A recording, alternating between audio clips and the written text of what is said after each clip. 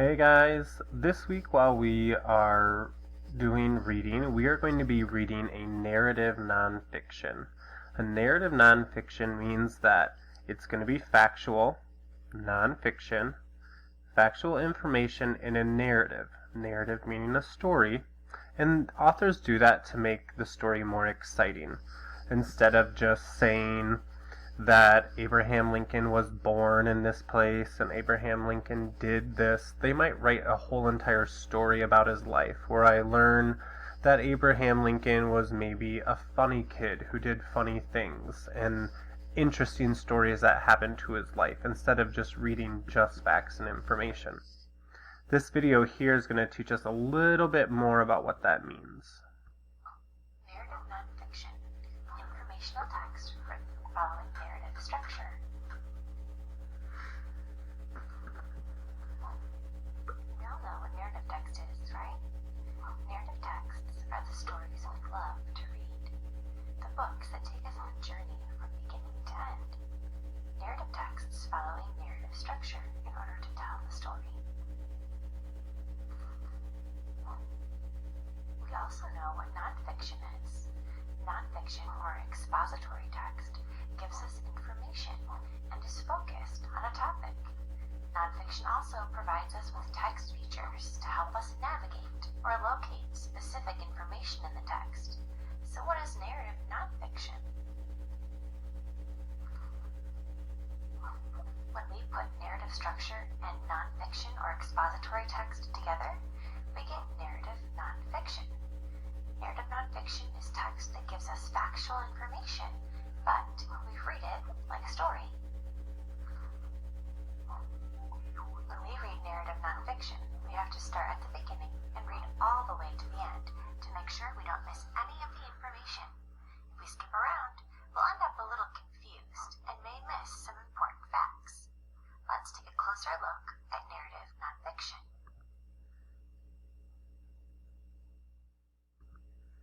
Okay, the narrative nonfiction story we're going to read this week is called Brave Harriet.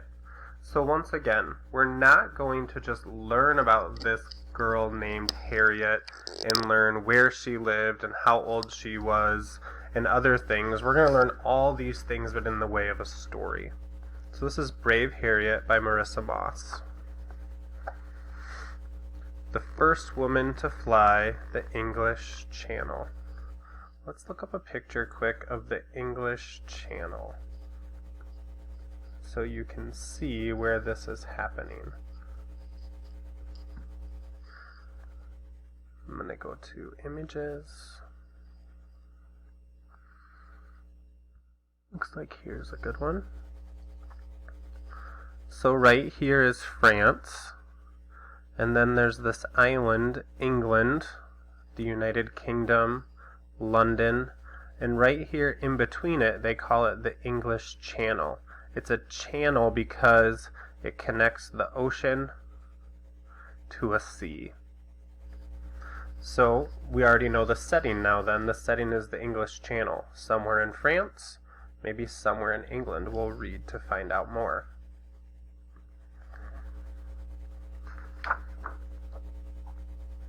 To Anne, daring to soar, and to my family, friends, and teachers for their loving care.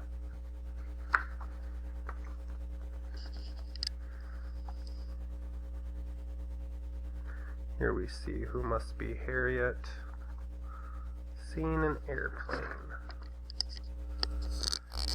It is a strange thing to see an aeroplane. The thing is so gawky and bumbling on the ground. Gawky means not smooth. So spindly and flimsy looking.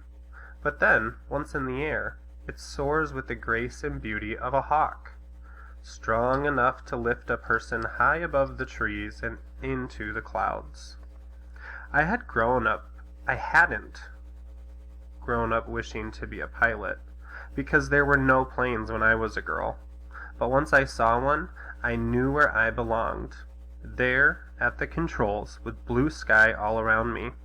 The day I saw my first plane was the same day I started flying lessons, eager for a chance to be alone in my own great bird.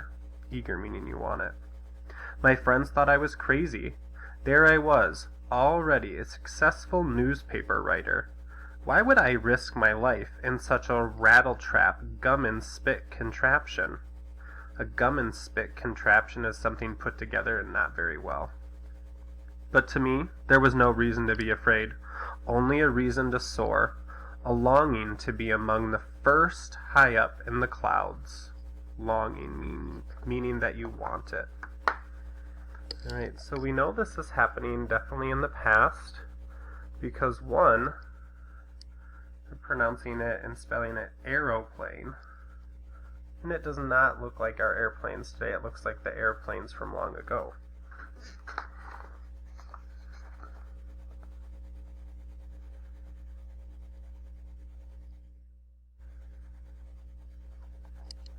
At first, I flew solo, as if I had finally found where I belonged. I didn't have to think about what to do. My body just knew. It was like I'd grown wings from my shoulders. Flying felt so natural. But it didn't seem natural to the licensing board when I applied for my pilot's license. No woman has ever received a license to fly, the official told me gruffly. You mean no woman hasn't yet? Notice how they wrote that. I replied. I went on to pass not one but 2 flight tests, cutting figure eights perfectly around 2 test pylons. Cutting figure eights means she did an 8 in the air. A pylon is another word for an electrical tower. Cutting figure eights perfectly around 2 test pylons, and I admit, it was very satisfying to see that official's face again as he handed me my license. The next day, I was already flying air shows. Barnstorming, we called it, doing loop-the-loops, wing walking, and flying around Staten Island by the light of the moon. There's a picture. Statue of Liberty. But it wasn't enough. I wanted more. That's when I decided to do it. To become the first woman to fly solo across the English Channel. Solo meaning she's all by herself. Here she is looking at the English Channel. Now, even other pilots thought I was crazy. Gustav Hamel, who had flown the channel himself, didn't think I could do it. Harriet, dear, he said, but I didn't feel very dear at all. This foolishness could be the death of you. It's beastly cold.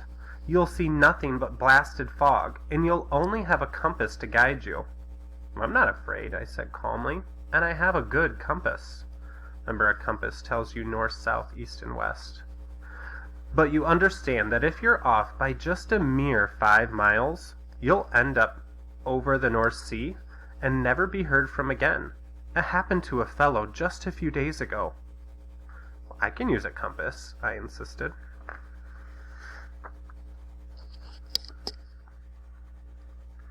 Here's Gustav. Dressed up. Gustav frowned and looked at his shoes, but he didn't give up. Look here, he persisted. You can have the glory without the danger. Here's my plan. I'll dress in your purple cloak and hood, so no one can see my face, and pretending to be you, I'll fly the channel for you. We'll meet in France, switching clothing in places, and you'll fly the short bit to Calais to be greeted with a hero's welcome. I couldn't imagine a worse course of events. A hero's welcome for a fraud? Fraud meaning a lie. No, thank you. You may be worried about what I can do, but I'm not. I appreciate that she said no to that offer.